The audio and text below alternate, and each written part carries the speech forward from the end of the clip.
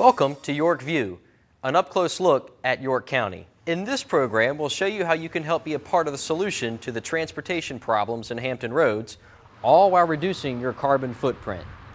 York-Poquoson Sheriff's Office may help you. We'll also visit the York-Poquoson Sheriff's Department Administrative Services Division. As you'll see, it's not all typing and filing.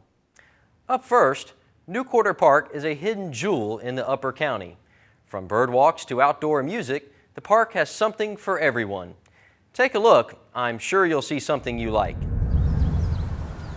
New Quarter Park is located in the Bruton district of York County at the end of Lakes Head Drive in the Queens Lake subdivision. New Quarter Park was obtained through a federal land surplus program in 1976, and at that time it was part of Camp Perry. In the 1980s, the park was opened by reservation only, and we had limited resources. 108 feet, you know, this whole thing opens up. Then in the early spring of 2006, the park had been renovated, and now we have it open full-time with staff on site to help customers. The park has a rich history. We're right here in the middle of a very historic area right between Yorktown and Williamsburg. We have archaeological evidence that shows us that woodland Indians lived here until first English settlers came to Jamestown. Sometime around 1700, this land is owned by Robert King Carter, who was the largest landowner in colonial Virginia. When he died, he had over 300,000 acres, and eventually it became a part of Carter's Grove plantation. It was actively managed under Carter's Grove plantation. We have lots of historic records from the period.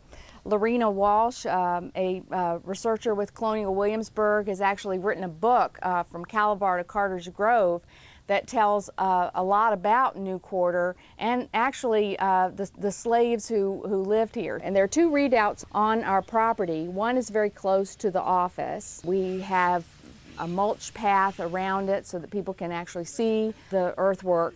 The other one is down on the disc golf course, and that one overlooks Cub Dam Creek.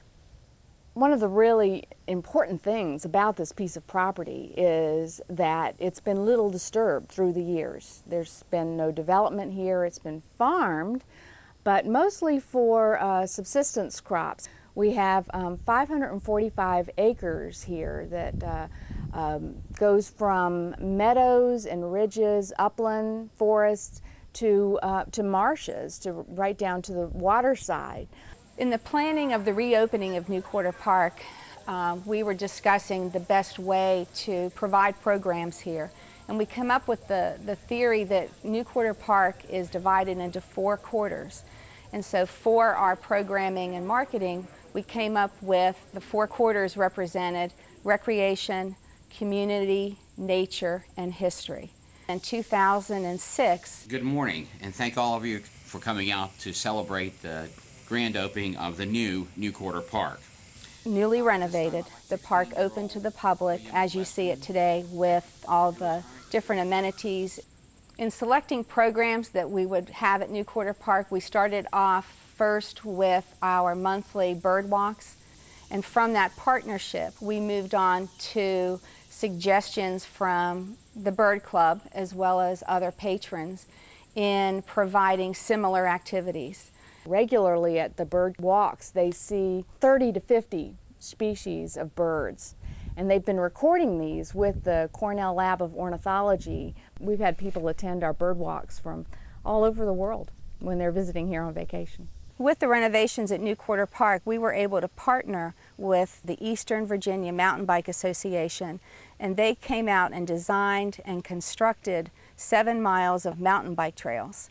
They also are available when we have a storm. They come out and check the trails, and if there are any trees down, within an hour or two, the mountain bike trails are reopened to the public. We also are lucky to have the Tidewater Appalachian Trail Club. They also came out and walked the park, and with their help, they came in and designed and constructed, cut down trees, and now we have 9 loops of hiking trails, which amount to about 3 miles. We also have bring your own kayak. We have usually 10 to 20 people in our group, enough to make it fun. We talk, we paddle. It's not a real strenuous trip. We do go about 3 miles. A lot of people are surprised that they can paddle 3 miles and back, a total of 6 miles. Moonlight and Music is a new program that we started this summer in recognition of the fact that this was the 40th anniversary of the first walk on the moon in July of 1969. We decided, hey, let's call it Moonlight and Music, and let's have it on nights when the moon is full in recognition of this event. It's been tremendously popular. People come, bring their acoustic instruments, take turns playing, and have a lot of fun. We've had 50, 60, 70 people come out either to play or to listen.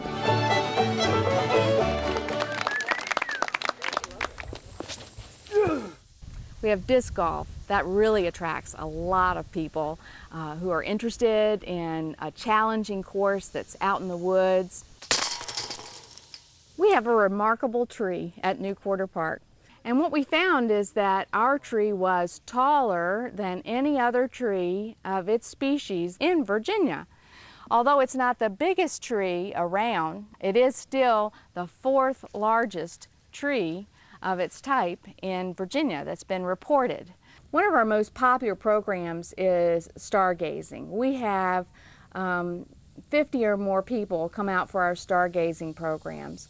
Light pollution is a real problem for sky watchers. This is a little darker than most places on the peninsula. It's amazing when you come out here at night how very dark it is. A lot of these folks from NASA are so interesting and interested in sharing their knowledge with people who come. So it's a lot of fun for everyone. We have another program that we've done from time to time for children called The Mystery of the Lying Log. We have kids look at a log that's decomposing, and we talk about the things that are living in these decomposing logs. Another partnership that we had was with the Yorktown Rotary, and right after Isabel came through, we were adding additional shelters, and they approached Parks and Recreation and they wanted to give back to the community. And they came to the park and donated their time. The county came up with the materials, and they were able to construct and build a beautiful shelter that holds approximately 40 people. And it is available for reservation, and it can be rented for $25 a day. New Quarter Park is so close to many things, but as soon as you come through the gate, you're out in the wilderness, and that's one of the highlights of the park, is that you can have a busy day or a busy week, but within a few miles, you have this beautiful piece of land to come to.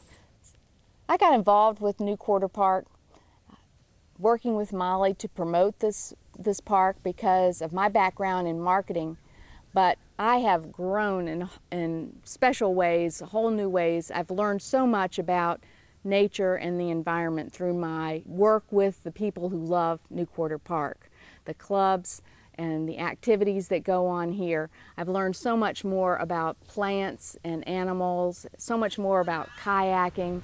I just enjoy being outdoors more than I ever have in my life. There's something for everyone at New Quarter Park. If you're young, old, interested in sports, interested in watching the birds, there's a program for you. New Quarter Park is open daily through October and open on weekends November through April.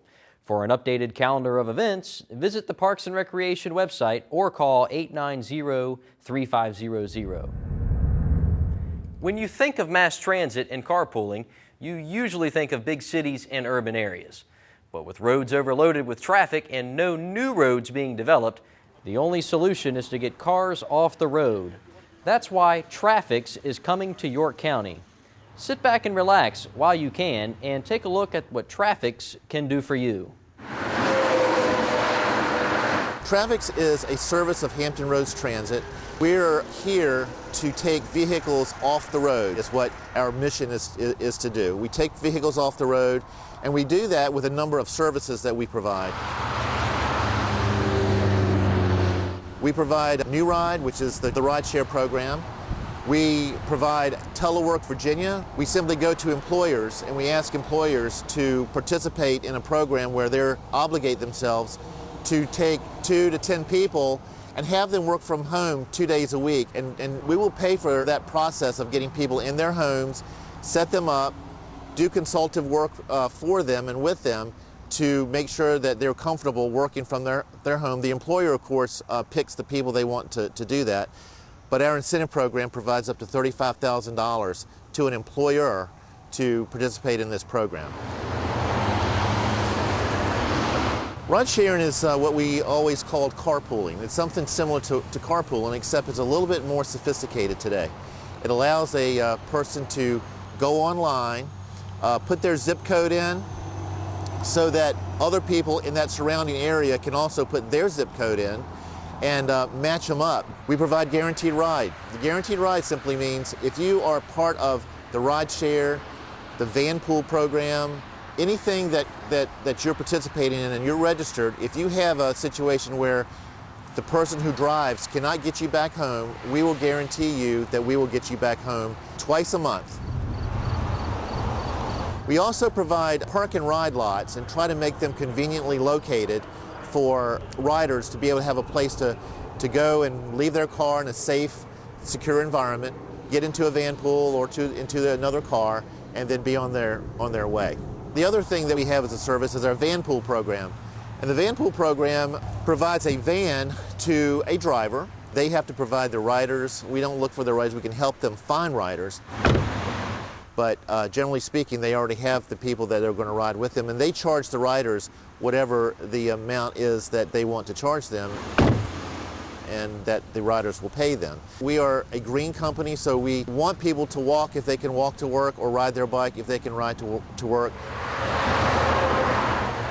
One vehicle that travels 20 miles one way or 40 miles round trip can put almost 400 tons of carbon in the air just in 1 year, and that's just one vehicle.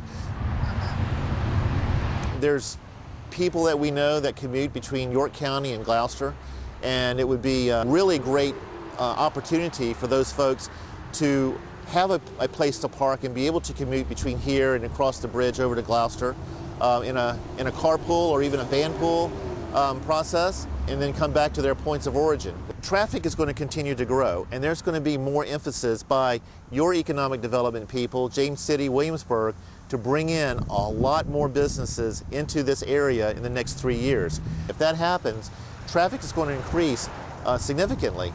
And the reports that you all have as a tri-city area shows that traffic could increase of about 20% in the next 5 years, which is a significant increase for your roads and highways here. The Traffix website has all the information you need to get started with carpooling and van pooling. It also has information about the TIP incentive program for Department of the Navy personnel and the benefits of teleworking. You see our local law enforcement officers on the street every day, and hopefully you're not speeding when you meet one of them. The reason I stop, if you're not stopping at a stop sign back here at Constitution, can I see your driver's license and registration, please? Of course, there is more to the York-Poquoson Sheriff's Office than patrolling the streets and keeping the peace in the courtroom. Here's a look behind the curtain for something you don't see every day. Hi, can I help you? Pretty much is the daily operations of the department. If you'll hold a minute, I'll see if he's in his office. And a lot of the administrative work, the trainings, community services. You hold the shield like this. A lot of those types of things that we do here at the Sheriff's Office. And I'm going to send it over to you in just a second. All right, you're welcome. Bye. We have an administrative secretary that's overall in the office. She helps coordinate a lot of the budget activities, that sort of thing. Then we have the girls up front. Oh, do you have it in there? Give it to him. Oh yeah, I've got plenty of work to do here. So. We have Stephanie Talent. She's the one you see when you first come in. She's more of a receptionist, answers the phone, enters accident reports, field interview cards, lots of the other documents. Thank you for holding. Mr. McKee, he's not answering in his office. Can you? But you dispatch, they'll get an officer to... Right behind her is Jessica Oval.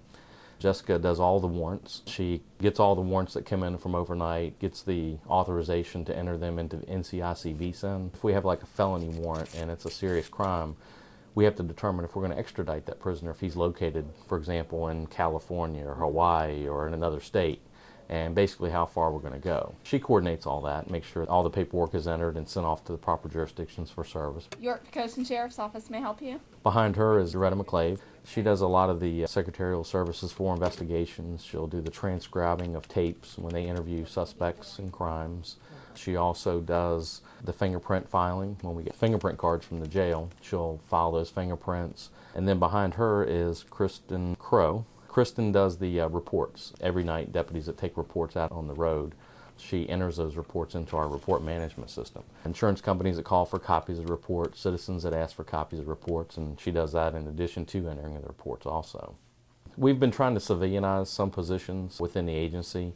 We had a deputy that was coordinating all of our extra duty overtime work, and we actually schedule probably over $500,000 worth of overtime, a lot of hours of overtime for the officers, whether it's a business like a bank during the Christmas season that wants a deputy to be there for security, or typically much of it is with the school system for school dances, sports functions. Also with the county at the beachfront, at the riverfront, for the different activities there, for the concert nights, that sort of thing, when there's a run and we have to block off streets, that sort of thing. We need extra officers. We had a deputy that was actually scheduling that. In addition to those duties, that deputy was ordering equipment, all the uniforms for all the over 100 sworn officers for the department, handcuffs, leather gear, anything that you would need to order to outfit a police officer, that deputy was ordering. And if we need storage for tasers? We actually civilianized that position and made a civilian position to do that. Sheriff's Office West. We have one deputy that's assigned to do nothing but training, because with those 104 sworn officers that we have, they have to be trained. New officers have to be trained. Current officers have to maintain their training. And we set up trainings through the training division, and that's in my office. And we have one deputy that does nothing but that. The property and evidence custodian, that's under me in my division, and he maintains all the property and evidence that comes in through the sheriff's office for all the criminal cases, all the cases that deputies collect evidence on the street. An investigator collects evidence at a crime scene. It goes into property and evidence, and he maintains all that evidence. We also do Project Lifesaver, and we coordinate that, which is quite extensive and labor-intensive at times, where they'll go out monthly and check batteries on the different bracelets that are issued out to the citizens that need that. Found them right here. Trainings, there's some that are required by the state yearly, firearms qualifications being one of them that's required yearly. Our accreditation standards require certain trainings that we have to do either every year or every other year, or quarterly or monthly. Everybody in the agency, and even the sheriff and the command staff, participate in a lot of those trainings. And even during our ASP recertification, we do a red man suit where you have to fight the red man for a minute with the ASP baton. And the sheriff even took that training about 2 years ago when we did it. Good job. And we're due to do that again this year. Right now we have a deputy assigned to accreditation, and we're looking at probably in the future maybe even civilianizing that position to save some money and put that position back out on the street. Back in that same division, we have 2 crime prevention officers. If we're having a rash of burglaries in a certain subdivision or rash of larcenies in a certain subdivision, they may be requested to go out and do a community talk. We try not to blind people. What we want to do is light up the area so we have as much information as we can. They can fold a corner back in. We also do a Citizen Sheriff's Academy at least twice a year, and the Citizen Sheriff's Academy kind of gives the citizens an opportunity to attend class once a week on Monday nights and learn about the different divisions in the Sheriff's Office, not just the Administrative Services Division, but the Uniform Patrol, investigations, and civil process and the courthouse. But who can raise their hand and tell me what the D stood for in DARE? Also my division, and I don't want to leave them out, is our DARE office, Drug Abuse Resistance Education. We have 2 officers and a part-time administrative assistant that work in our office. The part-time administrative assistant does a lot of coordinating with the DARE program because we do the community events during the year. We do the DARE Fest each year. She's very instrumental in coordinating a lot of that event. There's a lot of volunteers that are needed, a lot of equipment that needs to be set up and ready to go for that. What do you think that is? Here, you can hold it. A ball? I'm guessing a bomb. A bomb? No, we don't have a bomb. No, it's not a ball. This is a camera. We have to have deputies for that event, so she helps coordinate everything, make sure everything's done. That flows from the top of your head right down to the big toe, and it goes all over the place. Then we have 2 deputies that work in the DARE office that teach in the elementary school and the middle school that teach the DARE program. This is the one area within the department where you don't have to do the shift work. So it's definitely a plus with that. Many of us here that are deputies in this division we've paid our dues. We've been on the road and we've done the shift work. We've worked the night shift, we've worked all the weekends, and it's nice having the nights and weekends off. I love this job. And that's something my father always told me years ago. He said, whatever job you do, just make sure when you get up in the morning you can't wait to get there. He said, that's the job you want to have. Well, I found it. And I'm real happy. I mean, I've never not liked going into work. Thanks to the efforts of the York-Poquoson Sheriff's Office, York County has one of the lowest crime rates in the state. For more information, visit the Sheriff's Office website. That's all for this episode of York View. Hopefully, you have found the program to be informative and entertaining. Remember, you can tune into WYCG TV for all the latest in York County news, information, and entertainment. Thanks for watching. I'm Chad Edmondson.